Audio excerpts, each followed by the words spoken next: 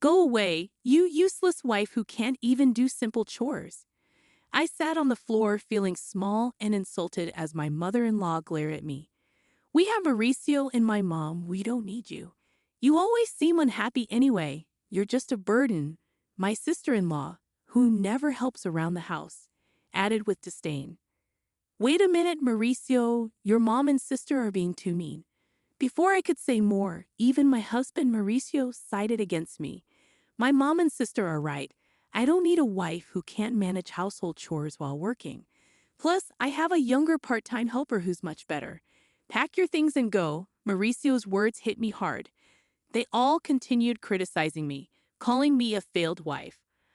I clenched my fists, feeling anger rise inside me. After all they've taken from me, how dare they? Just wait, I'll make sure you all face the consequences, I thought, but I kept my expression neutral as I looked at the three of them. Fine, I'll leave. The downfall of the family that's been dumping everything on me starts now. I'm Eleanor, 32 years old, and a working wife. Many women work after getting married, and I kept my job at the same company I joined after college because I enjoy it. One morning, while I was getting ready for work, Mauricio asked, Eleanor, can you handle this? Tax season is approaching. He handed me a stack of receipts and invoices. Again, you should manage your own shop's finances, Mauricio said, avoiding eye contact. You know I'm better at this, so please. I married Mauricio 5 years ago. He used to work as a clerk at a restaurant I frequented, and after dating for a while, we decided to tie the knot. Now Mauricio runs his dream cafe, but he leaves tasks like purchasing and accounting to me. As I left for work, my mother-in-law added, Eleanor, let's have Chinese food tonight. Can you get the ingredients ready? No, you can do it when you return. Also, Vivian and the kids are coming this weekend. Make sure to prepare something they'll like. I reluctantly replied before leaving. When we got married, I wanted to live just with Mauricio, but he insisted we live with his mother because he worried about her living alone. So we moved into his large family home. My mother-in-law isn't good at keeping the house tidy, and it was messy when we moved in. She lives on a pension and mostly eats out because she doesn't like cooking.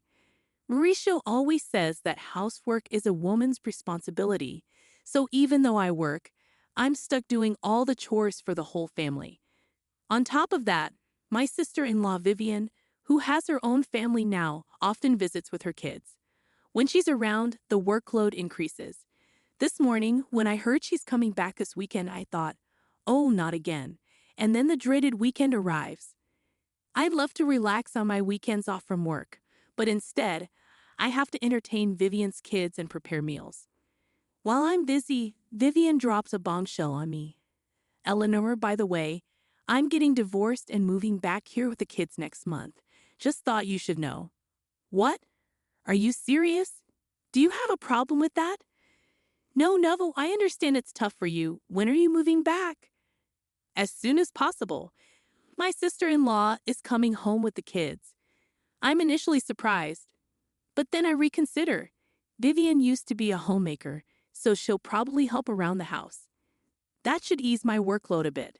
Although we're not particularly close, I'm looking forward to having less work and going about my days. But my optimism quickly fades away. Vivian, much like her mother, contributes nothing. She spends her days lounging around, watching TV, and snacking. She doesn't work, nor does she help with household chores. It turns out her neglect of domestic responsibilities was a significant factor in her divorce. Now, I'm left to do all the chores, including catering to her fussy kids and getting them ready for school. As time goes on, my workload at my job increases with a new project that demands more overtime and early starts. The house becomes progressively messier. Coming home to a dirty house is incredibly disheartening, yet everyone continues to ask, when's dinner? Or why are you so slow? To add to my frustration, I start receiving passive-aggressive comments from Vivian and my mother-in-law. Eleanor, the laundry is piling up. Just because you work doesn't mean you can slack off. They remark, oblivious to my own workload. Whenever I try to defend myself, Vivian interjects, talking back to your mother-in-law, you're quite bold, Eleanor. And you've been buying all the meals. That's not good for the kids. If you're home, can't you pitch in a bit? Then Mauricio chimes in, as a business owner, I'm providing for the family. You don't have to work. You're doing it out of selfishness, so fulfill your wifely duties perfectly. I'm left speechless, while they both stare at me as if their expectations are entirely reasonable. That night, I was seething with anger. I decided to confront Mauricio. I'm swamped with work, and neither your mom nor your sister is pitching in with the housework.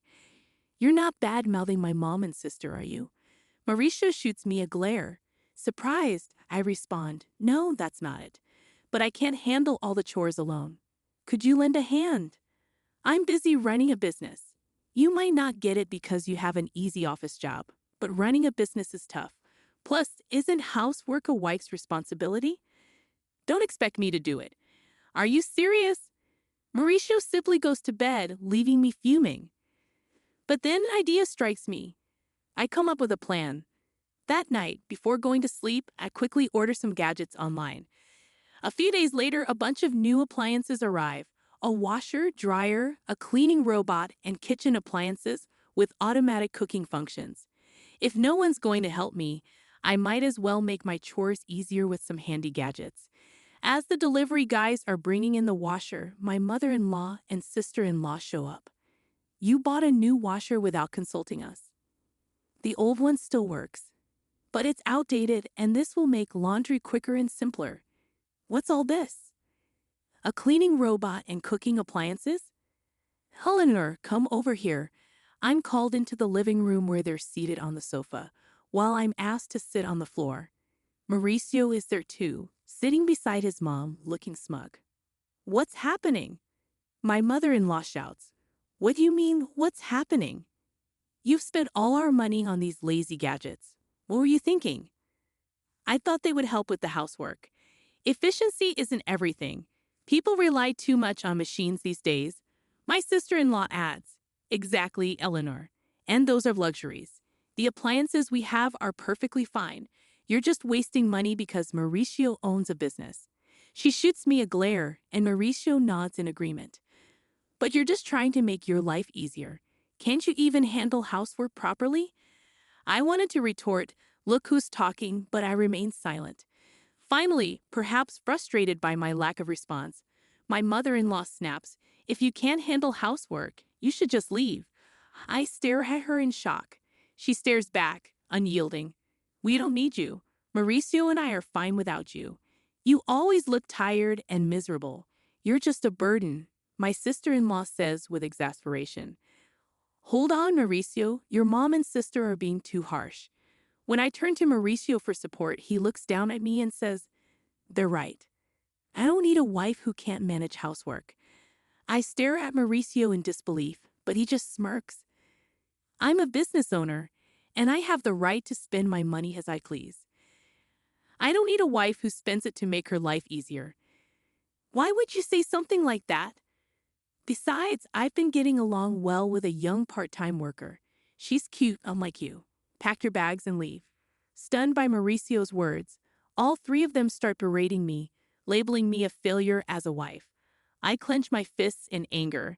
After all they've taken from me, they have the audacity to say this. Just wait. You'll regret this. But I maintain my composure and say, fine, I'll leave. Good. We'll be better off without you, my mother-in-law spits out. I rose silently and placed something on the table. Mauricio, let's get divorced, I said, sliding over a pre-filled divorce application. I had obtained it as a symbol of my exhaustion, tired of everything. Fine. I'll sign it. Don't regret it later, Mauricio responded, signing the papers.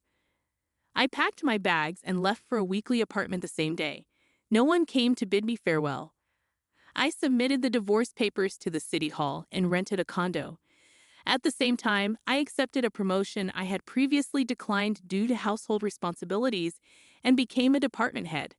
Finally able to focus on my career, which I had almost abandoned, I threw myself into my work with renewed determination. Delighted to be free from any hindrance, I felt an overwhelming sense of relief about a week after leaving. My former mother-in-law began calling after a year, but I was too occupied to entertain someone who had once deemed me worthless. I chose to ignore her calls. A year later, on a day off, she called again.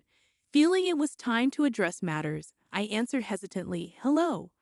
"Ah, Eleanor, you finally answered. How could you ignore me for over a year? What do you want?" "Well, how have you been? Are you okay?" I responded bluntly to her probing. "I'm doing great, working hard in my own place. I've been promoted and my salary has increased. I'm living comfortably. Is that so? Would you consider returning?" Her tone held a hint of pleading, and I asked, cautiously, "Why now?" "We're in trouble." "We're running out of money," she confessed. I couldn't help but smirk as I replied, "So Mauricio's cafe isn't even making $11,000 profit, huh? And neither you nor your daughter have jobs. Well, that explains it. Eleanor, did you know?" Of course I knew. Mauricio's cafe was barely making $800 a month in profit. Since I handled the finances, I was well aware. Mauricio, who acted like a big-shot business owner but neglected proper management and customer service, probably had no clue, but I did. I was the one handling all the accounting and inventory. "Why didn't you say something?" "I had no idea you were managing a big company and contributing so much to our living expenses." Yes, I was putting in over $3,000 a month. That's how everyone was able to live. I had been supplementing the family income with my own salary because I knew Mauricio's shop wasn't making much. He probably realized he couldn't make ends meet without my income only after I left. "Please, Eleanor, come back. By the way, what happened to Mauricio's shop?" Ignoring my former mother-in-law's plea, I informed her Mauricio's shop is going under next month. Even the part-time girl left him. That makes sense. With such sloppy management, he can't keep a business running, and he's too proud to do what needs to be done. No woman would want to be with a man like that.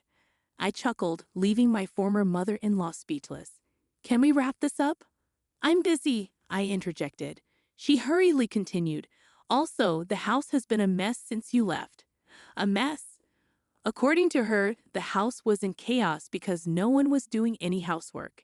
It was cluttered, no one was cooking, so they had to buy food, and they couldn't even afford a new washing machine. "It would have been nice if you left those appliances," she remarked. "What do you mean?" "Those lazy appliances? And what's wrong with taking things that I pay for?" I shouldn't have said that, but I never expected the house to deteriorate like this just because no one was doing the chores. Isn't it strange that 3 adults can't manage the housework?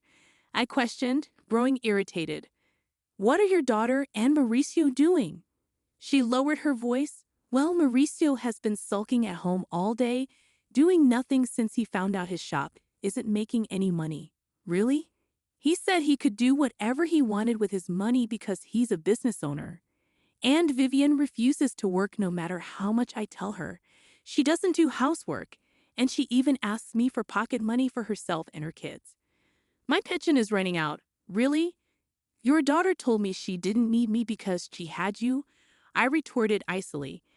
My former mother-in-law attempted to sway me once more. "Please, Eleanor, my pension isn't enough for the 3 of us anymore. I have no intention of returning to that house. Your children are quite dependent, aren't they?" She fell silent. Just as I was about to end the call, she persisted. "Eleanor, we'll change. Please come back. Let's all live happily together again." "Sure, happily with a worthless wife." I cut her off. She stumbled over her words but continued to plead. "I apologize for what I said. We're family. Help us. We can't even afford the property taxes anymore. We'll have to sell the house. I'm neither obligated nor inclined to assist you. Sort it out yourselves. Goodbye from your worthless wife," I said, disregarding her cries as I ended the call and blocked her number, savoring my coffee in my tidy apartment. I chuckled to myself. 3 months later, I happened to stroll past Mauricio's cafe. To my surprise, it had transformed into an empty storefront. It appeared that he had indeed closed down for good. Their family home was also listed as sold. When I bumped into a former neighbor, they informed me that the 3 of them had sold the house and relocated, now residing in a cramped nearby apartment. They had become a constant nuisance in the neighborhood, often arguing and causing disturbances. Complaints were stacking up against them. It was disappointing to see that despite the opportunity to work hard and take care of their home independently, they hadn't, which was typical of them. I regarded their former residence with a sense of detachment and continued on my way. Since then, I've been fully immersed in my work. Recently, a sincere and hardworking colleague confessed his feelings for me, expressing admiration for my dedication to my job. We started dating with the intention of marriage. I believe my next marriage isn't too far off, and this time I'm eagerly anticipating embracing